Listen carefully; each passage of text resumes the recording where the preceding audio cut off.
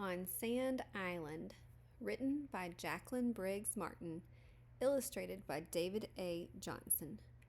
This was written by the same author as Snowflake Bentley, which was the 1999 Caldecott winner.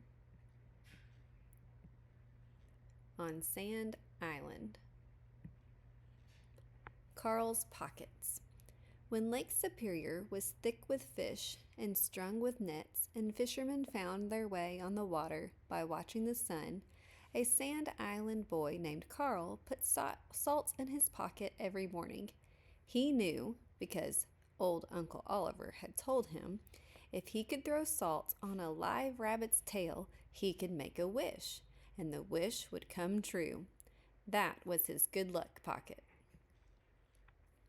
In his other pocket, he kept the green beach glass he and his mother had found 4 summers ago, when Carl was only 6. His mother had been gone since last fall, carried to Bayfield in a coffin on the roof of a fishing boat, but Carl had the glass rubbed smooth by the lake in his own hand. That was his keep away bad luck pocket. Sand Island luck. Bad luck on Sand Island was a 5-day storm, which meant Carl's father couldn't lift his nets and pick out the fish caught in their mesh. Bad luck was a cold, sister still sleeping kitchen when Carl got up in the morning. Bad luck was getting to Moe's dock too late to see the C.W. Turner drop off the mail. And bad luck was standing at the edge of the water when he could be out in a boat. Good luck on Sand Island was a big lift of fish in his father's nets. On those bright days, his father played Norway folk songs on the harmonica. His sister put on their mother's best scarf, the red wool, and they danced in the kitchen. Good luck was a piece of Anime Hill's coconut cake, sweet and crumbly and covered with cream whipped so thick fishermen said they could stand on it. Good luck was afternoon rafting along East Bay, but the best luck for Carl would be having his own boat. Boats. Carl wanted a boat of his own, more than a new bicycle. A boat could take him out, away from the too quiet house, away from his sister's lumpy, no salt, no sugar meals.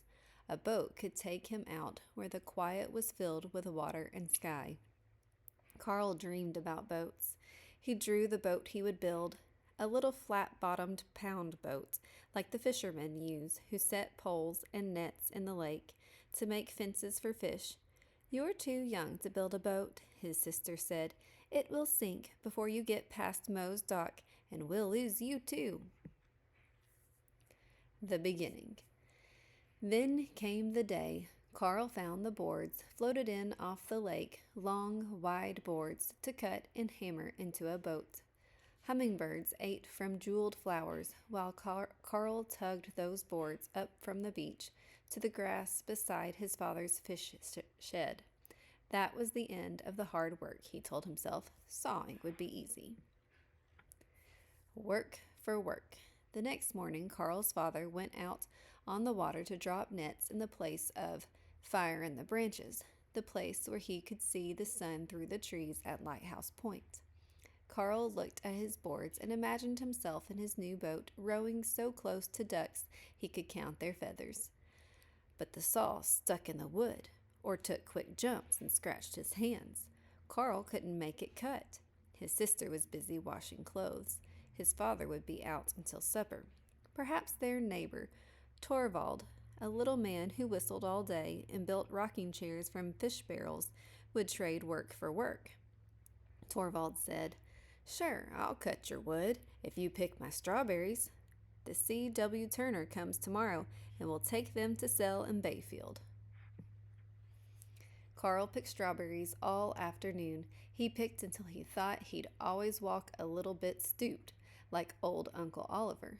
Torvald sawed the wood and stacked it in a pile. That night, Carl said, "That's the end of the hard work. Nailing will be easy." Burt Hill. The next morning, Carl looked at the pile of boards and imagined he was boating in the caves by Swallow Point, looking for pictures drawn on the rocks by the first people who lived on Sand Island. But he was stopped when he found no nails in the fish shed. He didn't want to pick strawberries again. Then Carl thought of Bert Hill. Bert Hill was a saver. His shop was filled with scraps of metal, pieces of wood, and cans of used nails, hinges, bolts, and screws. The shop's best place was the wall where Bert wrote down what he saved for memory. Summer 1910. Moved to Sand Island. Tore down the old fish shed. Used the lumber on the house. November 1911. Boat broke down twice on lake. Got home, but covered in ice, stem to stern. June 1913. Captain Lee towed raft of logs through my pound nets and ruined them for the season. May 28, 1914. Our Marguerite graduated from Bayfield High School. We went to watch. M came home with us. November 1915. Anna May and M cooked like two steam engines for a large crew of herring fishermen. Bert Hill smelled of pipe smoke and the peppermints he carried in a small paper bag. He always let Carl pick candy out of the bag. "Sure, I've got nails," Bert said. "Help me move these rocks under my dock so it won't float away in high water. Anna May won't let you work without lunch. After we eat, we'll go and look at your boat." They loaded rocks as big as pumpkins onto the stone drag, hauled them along the beach, and dropped them inside the crib, which would hold them under the dock. Carl's arms were sore that night, but he looked at his boat, nailed tight and snug with caulking cotton, and said, "That's the last of the hard work. Painting will be easy."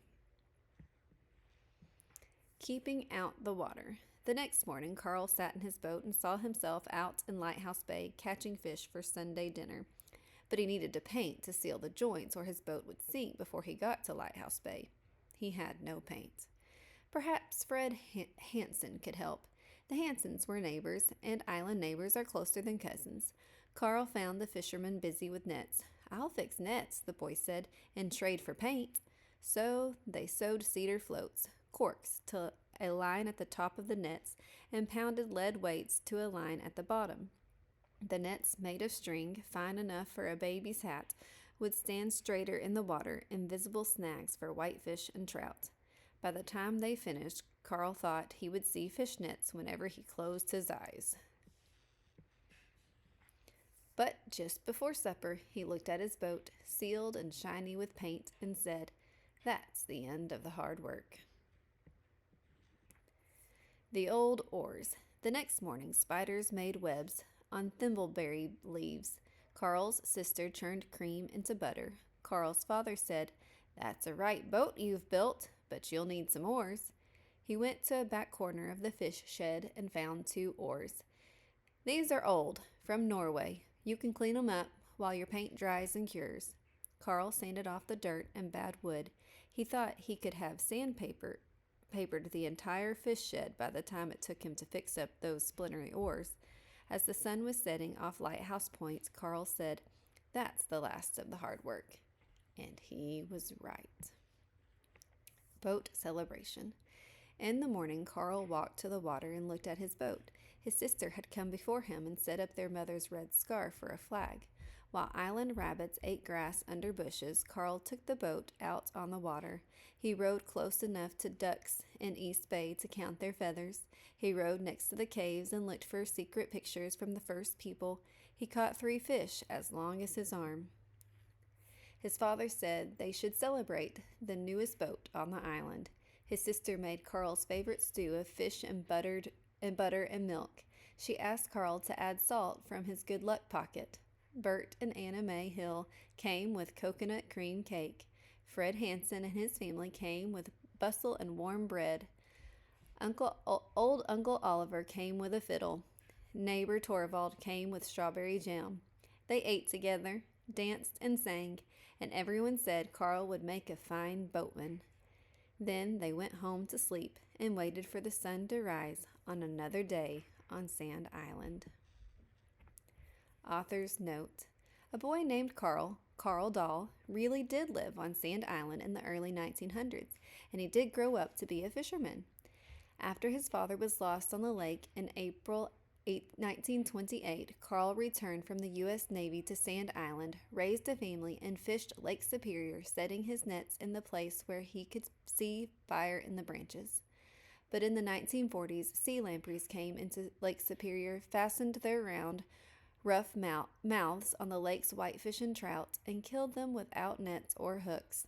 They killed so many fish that a fisherman could no longer make a good living.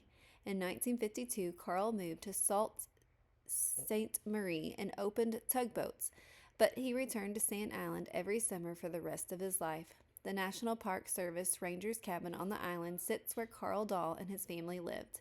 People still say Carl Dahl was one of the finest men and one of the best boatmen ever to live on Sand Island.